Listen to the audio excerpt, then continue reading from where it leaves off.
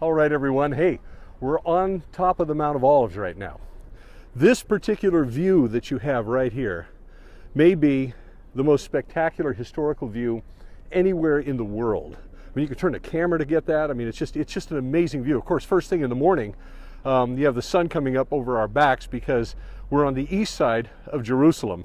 And of course, it's all lit up now, and it's just beautiful. You're seeing the new city behind it, the old city in the front. And this is, of course, changed tremendously from the days of Jesus. However, there's a lot of things here that will help orient you to what's in the Bible. Now, a lot of people treat the Bible as a Sunday school lesson. You learn it, you have the flannel graphs, you have all the different things that people will tell you happened in Israel, but where things happen really doesn't seem to matter much to us. But in the Bible, geography is half the story, because God had things happen in certain places at certain times in order to make himself clear. Remember, we said the Bible is a revelation. It's a revealing of God. He's trying to say something and he wants to be heard, he wants to be understood. So he had certain things happen in certain areas, or prophetically, he will. You're not only looking at 4,500 years of ancient history here, but you're also looking at the future as prophesied. This is a span from a long, long time ago into hopefully our very, very near future as Jesus prophesied over this place. First of all, as I said, we're on the Mount of Olives. It has another name that the Romans gave it, Mount Scopus, because you can see things from here. Obviously, the vista is phenomenal. You can see all over the place. So this is the Mount of Olives. Now, kind of watch how I'm going to point things out here, and you can cover this with the camera too if you like, but what you're looking at with this ridge, you see this enclosure up here where you've got the golden dome, you've got this other building here with the black dome, and then you have this retaining wall going around it. That's the Temple Mount. 35 acres of the hottest real estate in the world. The world will go to war over that little chunk of land right there. The temple used to stand right there. What you're looking at today, the blue building, is what they call the Dome of the Rock. It also, some people call it the Mosque of Omar. It's not a mosque, it's a shrine. And it's built over what both Muslims, Christians, and Jews believe is the rock where Abraham was going to sacrifice Isaac and God stopped him, and the place where there was actually the bedrock of the foundation of the Holy of Holies where the Ark of the Covenant stood. They also believe that Muhammad came and landed there, ascended into heaven from around that spot as well, which is why it's a Muslim holy shrine, and it's the third holiest place in all of Islam. What makes it the third holiest place in all of Islam, however, is not that dome, but this building with the black dome over here, which is actually tarnished silver. That building is called the Al-Aqsa Mosque. And of the three great shrines in the world, that's number 3 for the Muslims. Number 1 is Mecca, number 2 is Medina, that's number 3, which is why the Muslims really, really like this place and they want to claim it as their own. The retaining wall is, most of it is Turkish.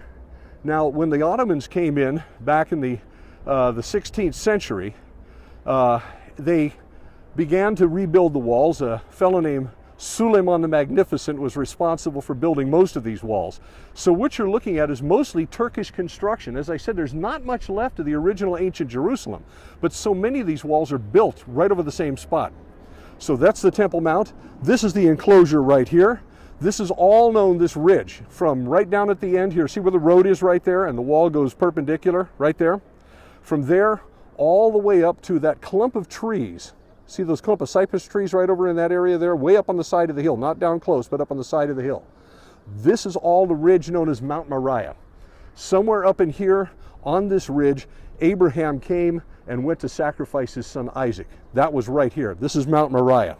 Over here, if you look way up high, follow this road as it winds around, and you'll see the buses on the road over here. Up there, you'll see a cone-shaped building. See it way up on the top? Almost looks like it's from outer space, but you'll see a cone-shaped church up there. That's actually outside the walls of Jerusalem, but that ridge up there is known as Mount Zion. So that's Mount Zion up in here. Up in that area, we'll go there sometime soon. That particular area is where the Last Supper took place. On Mount Zion, it was inside the walls in Jesus' day. Today, it's not. Suleiman cut that off.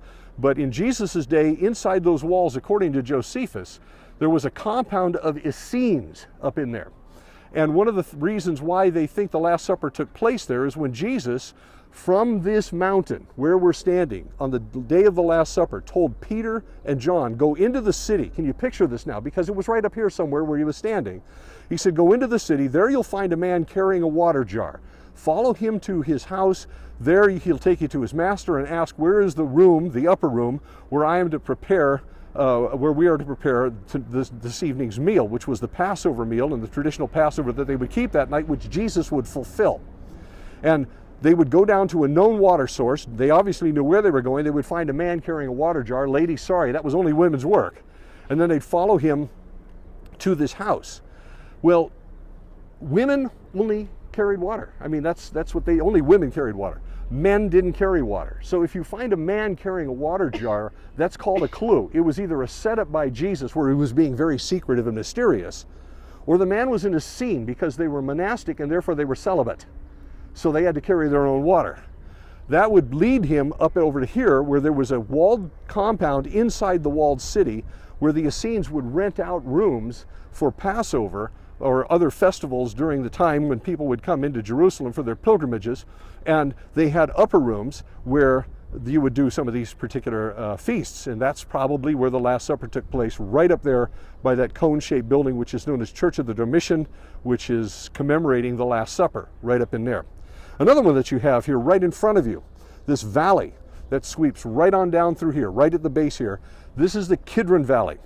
The Kidron Valley is, of course, where David crossed when he was fleeing Absalom. He would have been over in this area over here and fled across the Kidron Valley up this way and through a little valley up on the pass on the side of Mount Scopus in that direction and headed down towards Jericho, eventually across the Jordan River and up into what would be modern-day Jordan. This is the Kidron Valley.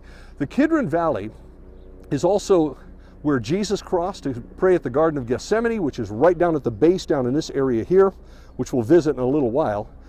And the Kidron Valley may very well be, and probably is, the valley that's referred to in the Bible as the Valley of Jehoshaphat. The Valley of Jehoshaphat prophetically is where, as the Bible describes it, during Armageddon, the blood will run to the horse's bridle. Now that doesn't mean it's going to be that deep, it means it's going to splatter that high. So that's what it means by that expression.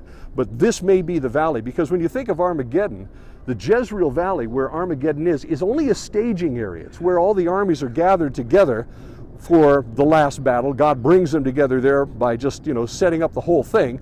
The kings of the east come in from the east and they start going to war within 100 miles in every direction of this spot. So it's not just up in the valley of Armageddon or the Jezreel Valley, it's all over this area. So this is going to be the bloodiest theater of battle ever seen in the history of the world, which Jesus is going to interrupt. This is the Kidron Valley. Coming off of the Kidron Valley, you can see that gorge over there, making a confluence down there. That particular valley over there, that's the Hinnom Valley. The Hinnom Valley is known infamously as an idolatrous place where back in the Canaanite days, they would put the idols of Molech down there and burn their children alive in worship to Molech. So that's a place of great horror. But not only was it that, it was a place where it was sort of the garbage dump of the area, because people didn't have trash like we do nowadays. Everything's disposable in our world. In those days, when they had to dispose of something, it had to be pretty bad stuff. So they kept a constant fire burning there. They would not only take out things that just needed to be destroyed and filth and all of that, but they would also bring out the dead bodies of beggars and what have you that had no family, and they would burn them, immolate them on the fires there. The Hinnom Valley was also known as Gehinnom, which has been contracted in the Bible to be known as Gehenna, where, as they would say, the fire will burn and the worms will eat. That's where they get their picture of burning hell, from that valley over there, the Hinnom Valley. Now you can't really see it, but you can see, here's the Kidron Valley. You can see the Hinnom Valley coming in at the corner there, but you can see this ridge right down here where there are houses, and it kind of dips down a little bit and comes back up again. Can you all see that? Okay, that little valley where it dips down and comes back up again, that's called the Dormition Valley, and also known as the Cheesemakers Valley. That valley goes all the way up right in front of the western wall, or what they would call a Wailing Wall. We don't call it that anymore, but it would go right up in front. The western wall, when you actually do see it, and some of you have visited it already, is actually about 35 feet above ground in Jesus' day. It's been filled in by rubble over the centuries. So there actually was a valley that actually went down right between that ridge and this closer ridge over here right before the Kidron Valley, known as the Cheesemakers Valley. And that's a very important feature. When we go to visit the city of David, you're actually going to do the Cheesemakers Valley from underground, walking through an ancient sewer. And yeah, it kind of smells funny too, but it goes all the way back to the days of Jesus, which is a rare find in these parts here. Also, you have over on this side of Mount Moriah, you can see, of course, the blue dome. Over there you can see a minaret. See that tower sticking up that's square with a little awning on it? That's called a minaret. Whenever you see a minaret, that's a mosque, and it's a particular kind of mosque. It's a Sunni mosque. So you have a minaret right here to the left of the Dome of the Rock. You have a minaret about twice the distance away on the right to the Dome of the Rock. The Shiites, and you might have heard the Shias, and the Sunnis, which are constantly fighting each other over there in Iraq and places like that, they don't get along. But the Sunnis have minarets, so that way you can identify the Muslim sect. Sunnis had minarets, Shias, they don't use minarets. So this is a Sunni area, and those are minarets. Where that one minaret is over there, that corner is where the Antonia Fortress was. It actually overlapped onto the Temple Mount. It's the high point. The Temple Mount isn't completely level. This thing was built up in Herod the Great's day from being actually a ridge with a platform on top of it. He extended the platform out, moving millions of cubic yards of earth to fill this thing up. In this corner over here on the Temple Mount, it's high arches on the inside. So it's a vast arch structure down there that the Muslims built a mosque that will actually seat 8,000 people underneath this little corner over here, and very, very badly damaged the engineering structure of this whole side, so much so that it almost collapsed while they were doing it, and they had to go in and reinforce it. But on that side, Herod leveled out the Temple Mount over in that area, but it still slopes up slightly at the end. Where those buildings are by that minaret, it's built on a 30-foot high escarpment of rock. On top of that, the Romans had built a fortress with 4 towers on it, named after Mark Antony.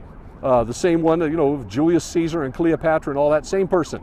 And Herod named it after Mark Antony. They built it on that corner so that the Romans could look down onto the Temple Mount, because the area, even when the Jews were there and nobody else was allowed on, were volatile. They would constantly have riots and fights and all kinds of debates up there, problems galore. So there was access from the Antonia Fortress by stairs onto the Temple Mount, and it had access to a colonnade that went all the way around the 35 acres that you see here. That was known partly as Solomon's Colonnade, but there was another building that did that too. Solomon's Colonnade in Jesus' day would have been along the entire perimeter that you see of the Temple Mount, with holding up a roof with 60-foot high pillars. So it was a really huge structure. The pillars were gigantic, 60 feet high. I mean, can you imagine? And it's just holding up the roof. The top of it was flat, and the Romans had access to the top of the roof, so they could completely encircle the Temple Mount if they wanted to and look down on the Jews and break up trouble if they spotted it. Over here by the Al-Aqsa Mosque, running, this is east and west, so running east and west, there was another building here that was known as Solomon's Colonnade, and it was a building that was sort of a utilitarian type of a structure. It was a building that was used for meetings, for storage, for all kinds of different purposes, whatever they might need, but it was a very, very large building that towered a couple of 100 feet up from this area here. The temple on a higher platform over here, you can't really see that it goes up very well, but actually that blue building is on a higher platform. So when the temple gets rebuilt, it will probably be on that spot where the small dome to the right is, because that may be and probably is the original site of the Holy of Holies of Herod's temple. If Herod's temple were sitting there, you would see a structure that Josephus described as a mountain of snow, because it was made of pure white limestone. It had a lot of white marble on it, and the whole face of the building that faced east into the rising sun was plated over with gold, so that if you were here in the morning, you couldn't look at it. It was too blinding. It was 160 feet tall, 16 stories tall, and the Holy of Holies did not have the Ark of the Covenant in it. The Ark of the Covenant had disappeared 700 years before, and it's been gone ever since. The room where the Holy of Holies was empty the whole time. Doesn't make sense, but that's exactly what it was. So that's where the temple will go. And one other thing, that little spot over there, when Jesus returns, he's going to return to the top of this mountain that you're standing on right now. I mean, let that soak into your brain a little bit. When he returns, he's returning here. When he enters Jerusalem, he's going to go through that gate, which is sealed up with a Muslim cemetery in front of it, because even the Muslims believe that Jesus is coming back, and since he's a kosher rabbi, then he can't touch a grave because it'll defile him. So they put the cemetery in front. That's not going to stop Jesus from going through there. Remember, whenever he touches something dead, what happens to it? It comes back to life, so he's not defiled. They blocked that up with 16 feet of stone, that gate right there. That's a Byzantine gate. That's not the gate that was in force in Jesus' day. The original gate is to the left and 19 feet down. It's actually under the ground there. You say, well, wait a minute, why is it so low? Because the ridge that you're looking at the foot of this wall is actually built up. Erosion not only wears down, it can build up. All the dust and dirt that blows off the desert to the east has built up over here, so much so that, let me give you an idea of the scale. This corner here that you see from top to bottom is 90 feet. The original structure goes down another 80 feet to the bottom. So you can well imagine there's a gate 30 feet tall, the top of which you can't even see because it's buried right over in that area just to the left of the Golden Gate. That was the original gate. All of this is built up over the centuries. So between the extra 80 feet, the 90 feet was there, and the building that went on top, Solomon's Colonnade, they called that the pinnacle of the temple. That's where Satan took Jesus and said, jump off. That means that he would have a fall of somewhere between about 380 and 420 feet to the ground were he on top of a structure right there going all the way down. That's the pinnacle of the temple right there. Now that kind of orients you to what you're looking at here in the city. The gray domes way in the background, find the gold dome, look to the left and slightly up. See those? That's the Church of the Holy Sepulchre. Traditionally, that is the holiest site in all Christianity. That church is built over what people believe is the tomb that Jesus rose from the dead, as well as Golgotha Rock. So again, that may or may not be the place. If that's not it, the Garden Tomb is a likely place, and it's over by those trees over there that I pointed out earlier near the top of Mount Moriah. It's in that direction over there. So we'll talk about both of those and the arguments for and against as we go on. Where our hotel is, see the very tall hotel sticking up right there? That's the Leonardo Plaza. Well, that's about a kilometer away from our hotel. You have to move in this direction, but our hotel is right in that area, just past the Church of Holy Sepulchre. We're only about 150 to 200 yards away in a straight line from the Church of the Holy Sepulchre. So that's our position. That big base that I showed you that was right out in front of the hotel, that I told you there was a 170-foot tower on, Hippocus. That would have been also in the same general direction, and there would have been 3 great towers there that Herod the Great had built. Just to the left of it would have been his palace, which took up several acres. It was absolutely huge, where Pontius Pilate probably, I mean, we're talking 90%, we know, would have lodged in one side, Herod Antipas on the other. They hated each other, but the thing was so big, and it was divided by a vast garden, that Pilate could have put Jesus on trial there, sent him to Herod, which was right across the garden, and back and forth in that area where Jesus would have actually been on trial, sent over here to the Antonia Fortress to be given his lashes and his cross, and then sent out whichever direction you decide you want to the tomb to be, or actually Golgotha to be, and that's where he would have been crucified. I think it was over here personally, and there's a lot of reasons for that. So either way, nobody's there, which is the best part. You know, he's gone, and he's coming back. Now, there's other things here that you also need to be aware of. First of all, there's a mountain. You can't see it from here, but it's just right around here. And if you walk around the other side, you can see it. It's just a hill, and it's got a building on top of it, and it's got a flag flying on the building. If you had some binoculars, you could see it's a United Nations flag.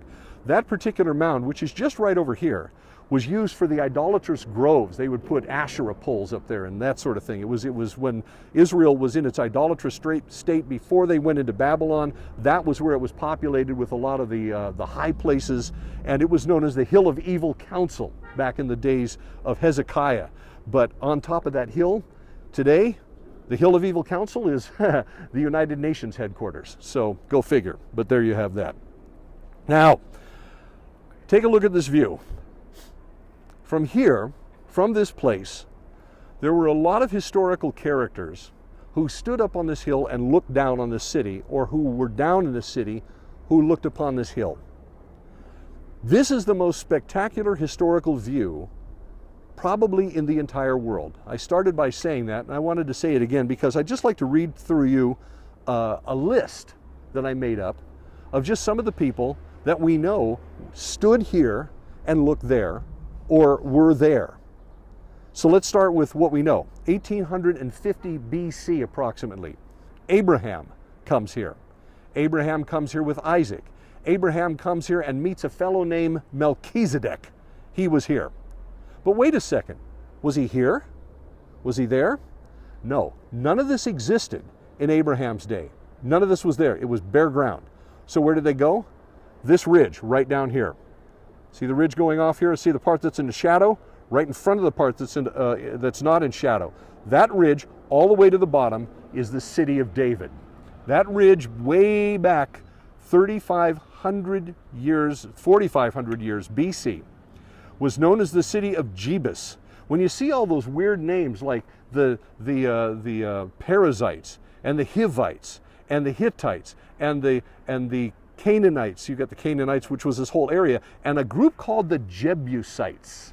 These are all Canaanite tribes, and this was Jebus, the capital of the tribe of Jebus of the Canaanites. So this was the city of Jebus. This is where Abraham would have come down here. This is where Melchizedek would have been. This is the city that David would have conquered. This is a city also that Ramesses III, the Pharaoh, came in and conquered. Not only that, but after David was done down here, he hands the reins off to Solomon. And Solomon took it over and then built the temple up here on the top at the threshing floor of Araunah, which David actually purchased to give to his sons so his son Solomon could build the temple. That was probably where the blue dome, or the gold dome is with the blue building. It could have also been to the north. It could have been either place. But it's possible that Solomon's temple was right there. So you see the city down here, David and Solomon's palace, approximately where that car is driving on the road down there, right in that area, would have been the palace. And it would have been a huge structure in that area. And then people would have ascended up from there to the original Solomon's temple, which was right up here. Then you have, after Solomon, the other characters in this area. Rehoboam, all the kings of Judah, pharaohs, including Pharaoh Necho II, Hezekiah, and Hezekiah being down in here expanded the city not only further up but also over to the west. So he builds a whole section of the city off to the west, and it begins to expand in that direction, especially in the area of the Jewish quarter, which has the larger, more even buildings over here to the left with that building with a white dome, which is a large synagogue. So Hezekiah begins to expand it up. His tunnel, by the way, you can't see it. It's way down at the bottom of the Kidron Valley on the eastern slope over there, and we'll get to that later because you can't see it from here. Other people that came in here, a guy named Sennacherib, who comes in with the Assyrian army, surrounds this whole place and laid siege to it. But of course, God was saying, hey, Hezekiah, through Isaiah, get a good night's sleep. I've got this handled. They wake up in the morning, and the people that were encamped completely surrounding the city, which includes up here on the Mount of Olives, 185,000 dead Assyrians killed in one night by the angel of the Lord coming through there. Fascinating place. And then you have other people coming in here. Nebuchadnezzar comes in here, lays siege to this entire area 3 times. And then after the exile and the people come back, this is just rubble.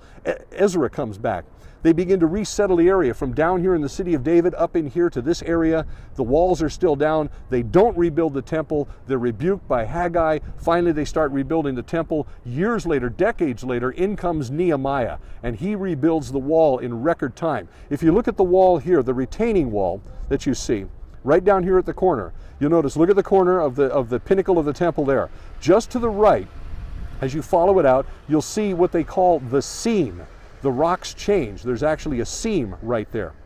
That seam between the left-hand side, that was the retaining wall that Herod added on. The seam to the right-hand side, lower and made out of smaller stones, is what Nehemiah actually started building on, and that's associated with Nehemiah. So that goes way, way back, right in that area there, just where the dirt starts to slope up into the cemetery, the Muslim cemetery over there. You also have people coming here like Artaxerxes III. Alexander the Great came here and laid siege to this place. Ptolemy was here. Antiochus III came here. Who's that? He's a Seleucid king after Alexander the Great died, and they split the kingdom up among 4 different generals. But then Antiochus IV comes here. And he didn't like the people here for a variety of reasons. Antiochus IV had another name. He was known as Antiochus Epiphanes. And in the book of Daniel, Antiochus Epiphanes is a typology, as it were, of the Antichrist, the man of lawlessness to come, which Daniel just says, if you think that guy who is coming is bad, wait till you see the one who comes after him, the Antichrist. And so Antiochus Epiphanes was here, and he conquered this. And then John Hyrcanus was here. Lucullus, the Roman, was here. Pompey, the Roman, was here. Julius Caesar was here. Mark Antony, Cleopatra was here. Herod the Great.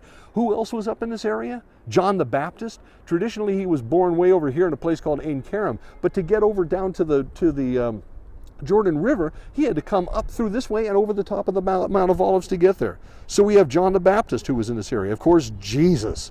Then you have Lazarus and Mary of Bethany. Why them? Because Bethany's right over on the other side of this hill. So with Bethpage. So anything happening with Lazarus, Mary of Bethany, Jesus getting his feet anointed, right over the top of this hill, right down there. We don't go in there because it's a rough neighborhood, but that's where it happened, right over there. Then you have the Herods. You have Archelaus, Antipas, Agrippa I, Agrippa II, Herod Philip, who was up in the north but would have been down here. All the apostles in this area right here. The day of Pentecost, when the guys came out of the upper room with the flames over their head and speaking in other dialects, other languages, so everybody could hear them proclaiming the great works of God, it is possible, and is the latest theory, which may have some credibility, when they came out of the upper room, which would have been probably in Solomon's colonnade, not the upper room where the Last Supper took place, but over here in Solomon's colonnade, they would have come down through a series of tunnels to these steps right down here that you can see leading down off the Temple Mount. Those were the peasants' entrances up into the Temple Mount, and on those steps you would have had room for thousands of people and lots of water sources down there, because we had 3,000 people get baptized that day. The day of Pentecost may have happened, Peter's preachment, right down there on those steps. That's a possibility anyway. Then you have, after that, the Apostle Paul coming here, being taken prisoner up in the Antonia Fortress, which would have been over there. You had Josephus, who stood up on this hill and described in his work what this place looked like in fine detail. Josephus is questionable in a lot of his characters and history, but his observations were as plain as day. They were very, very accurate in the way that he observed things, because he didn't make it up. He just stood there and he described it. Then you have the emperor who was originally a general, and you've got Vespasian who was here. And then this whole thing is burned to the ground when the Romans lay siege to it. It's so bad, the siege, that 1.2 million people died in the siege of Jerusalem, one way or the other. People tried to escape by going down the sewers that you'll actually get a chance to go into when we're down there during the siege of Jerusalem. When the people that were captured, who didn't die in the entire siege of Jerusalem in 70 AD, those that they wanted to kill, they crucified over 50,000 people on the roads running in and out of the city, just to show, to make a point. The rest they sent into captivity. Those that were killed here, innumerable, they were starving, they burned up in the temple. Over 7,000 people took refuge in the temple, and it was burned to the ground. So all the gold of the temple melted down into the rocks. They tore the rocks apart, the Romans did, dumped the rocks down into the Tyropian Valley, which helped with the fill. And you'll see some of those rocks when we walk around there in a few days. You'll see some of those rocks that they actually knocked down just to get the gold. Now here's another question. What did they do with the gold? Rome. They took it to Rome. Recently, they found a plaque in Rome that was a dedication plaque that had been chiseled off and something else dedicated under, but they knew that it was secondary. There was another inscription underneath this old one, but they had chiseled the old one away. So they x-rayed the stone, they found the cracks, the marks, the fractures from the original writing on it, and they've actually published it where you can read this dedication, and it's the dedication plaque for the Colosseum in Rome. And it says that the Colosseum was built, quote unquote, with the gold of the temple. The gold from the temple here was taken back to Rome and most likely used to build the Colosseum in Rome. That's the legacy of the temple. Tragic.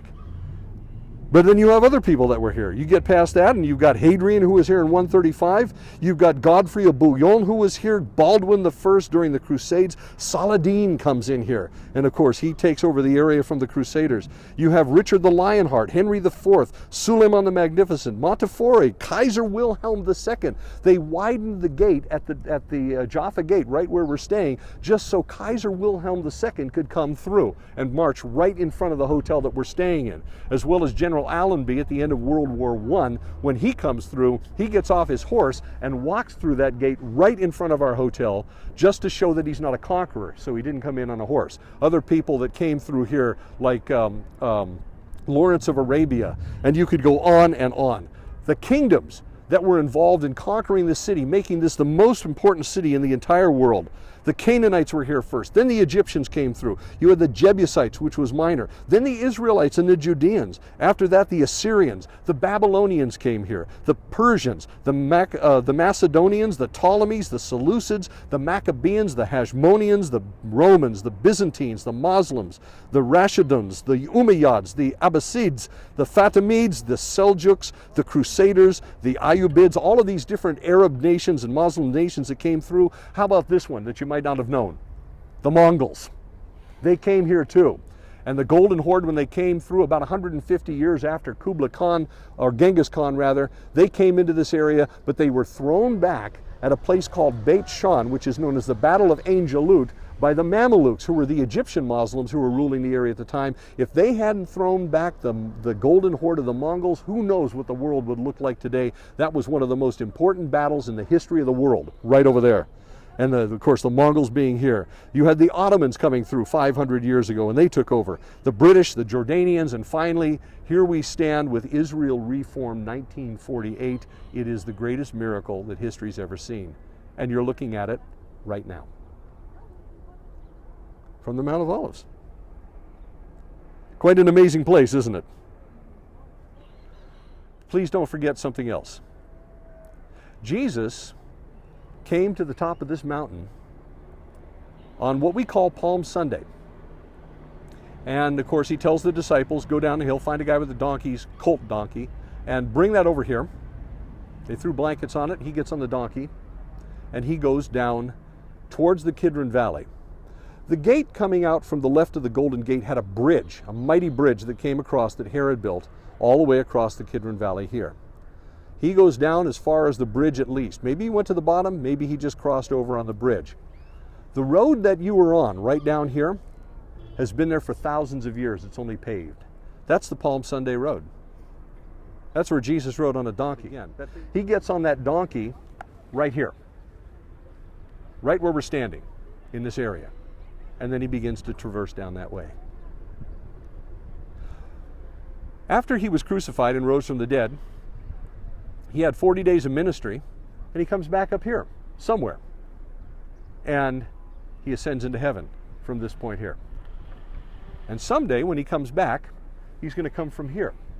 Except you're not going to see it. You're going to see his back, because we'll be with him, coming back, and he'll come from up here, and he'll land back down here. And when he puts his foot on the Mount of Olives, it says the Mount of Olives will split to the north and south. Why? Because this is a north-south ridge. And so part will move to the south, part will move to the north, and you'll have a whole new valley punching right through here, east to west. And Jesus will go down that valley, and right up through that gate, and right up to the top, to where that temple is that the Antichrist defiled, and that would be the Holy of Holies. That would be his goal, to come there and say, that man was never God, I've taken care of him, I am he. That's ground zero, planet Earth, right there, that little dome. And hopefully you'll get a chance to go there. So that's the Mount of Olives. This is an incredible place.